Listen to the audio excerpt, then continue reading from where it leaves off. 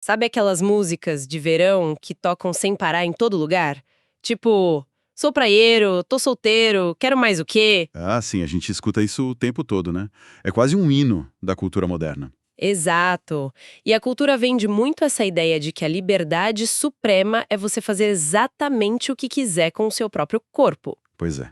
Mas a grande pergunta que fica é se isso é uma liberdade real ou, no fim das contas, só uma nova forma de escravidão. Com certeza. E é por isso que hoje a gente está aqui. Muito bem-vindos ao Amplicast da Igreja Amplitude Divinido. É uma alegria estar aqui com vocês. Hoje a gente vai mergulhar nessa visão bíblica profunda sobre o pecado da luxúria, guiados pela ideia de que nós fomos comprados por um alto preço. E olha, é fascinante como essa mentalidade de que o corpo é meu e as regras são minhas soa super atual, mas é um problema super antigo. Verdade, né? Não é novidade nenhuma, eu fico impressionada. Nenhuma. Basta a gente olhar para a advertência do apóstolo Paulo à igreja de Corinto. Corinto era aquela cidade portuária super movimentada, certo? Isso mesmo. Muito cosmopolita. Lá, usar o corpo do outro para o próprio prazer era, assim, completamente normalizado e até incentivado pela sociedade. Mas peraí, a sociedade de hoje diria que focar no próprio prazer não machuca ninguém, desde que seja consensual, né? Sim, esse é o argumento clássico. Então, como exatamente essa busca se torna um problema?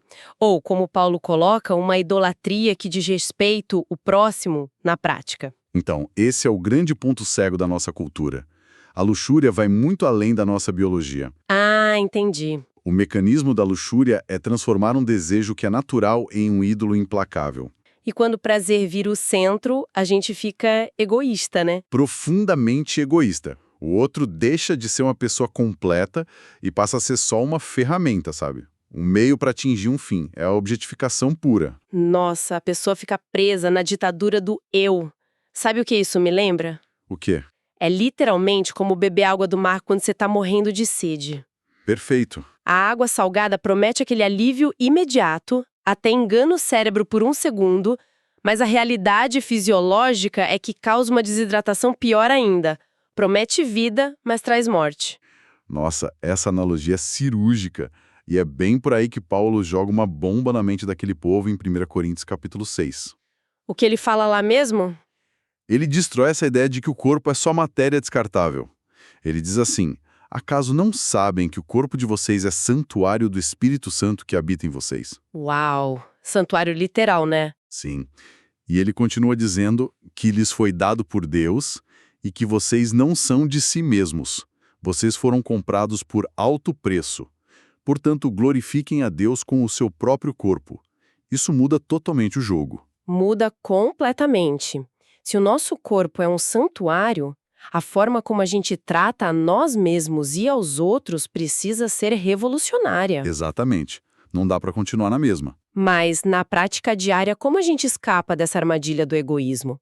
Porque o próprio Jesus ensinou que o adultério não começa no ato físico, começa invisível, lá na mente e no coração. Você tocou no ponto central agora.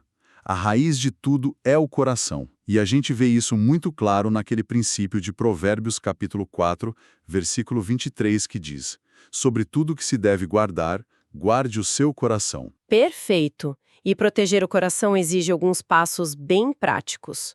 O primeiro deles é uma decisão ativa de onde a gente coloca a nossa atenção. Tipo o que Jó fez, né?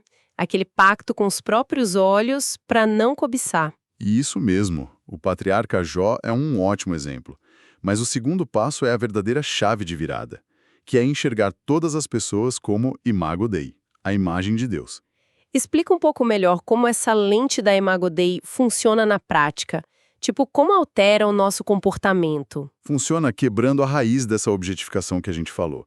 Quando você olha para alguém e reconhece que aquela pessoa carrega o fôlego do Criador, Que reflete a glória de Deus, né? exato, que existe um valor sagrado nela, fica impossível você tratar essa pessoa como um pedaço de carne ou um objeto de consumo. O respeito profundo vira a única resposta. Faz todo sentido. E para manter essa visão limpa, entra a necessidade de preencher a mente com o que é bom, certo? Com certeza. Voltando para a analogia da sede, se a gente tá bebendo água pura e limpa constantemente, a vontade de beber água do mar desaparece. É a melhor forma de combater isso. E é exatamente o que a instrução de Filipenses capítulo 4, versículo 8 propõe. Finalmente, irmãos, tudo que for verdadeiro, tudo que for nobre, tudo que for correto, Tudo que for puro e amável. isso, e tudo que for de boa fama, se houver algo de excelente ou digno de louvor, pensem nessas coisas. E se a nossa mente está cheia dessas coisas, o egoísmo perde a força totalmente. O que nos deixa com uma provocação profunda para pensar. Manda ver. Se o coração humano naturalmente distorce o amor para a exploração e para o egoísmo, o que aconteceria se nos nossos relacionamentos diários a gente decidisse amar de forma totalmente altruísta? Nossa. O que mudaria ao nosso redor se a gente realmente imitasse a entrega, a humilhação e o serviço de Jesus? Seria uma revolução silenciosa, né? Ao invés daquela sede insaciável, a gente viveria a verdadeira liberdade de servir e amar. Exatamente. Esse é o caminho. Bom, e para você que deseja continuar essa jornada de crescimento com a gente, segue o nosso Instagram, @AmplitudeVinhedo. E acompanha a gente também lá no YouTube. Isso mesmo, é só procurar por Igreja Amplitude Vinhedo. Olha, é sempre um privilégio enorme compartilhar essas reflexões por aqui. Sem dúvida. A gente encerra esse Amplicast com um desejo muito sincero, que a graça do Senhor Jesus Cristo, o amor de Deus nosso Pai e a comunhão do Espírito Santo sejam com todos. Amém. Que cada um possa caminhar em verdadeira paz com corações guardados em plena liberdade. Até a próxima, pessoal!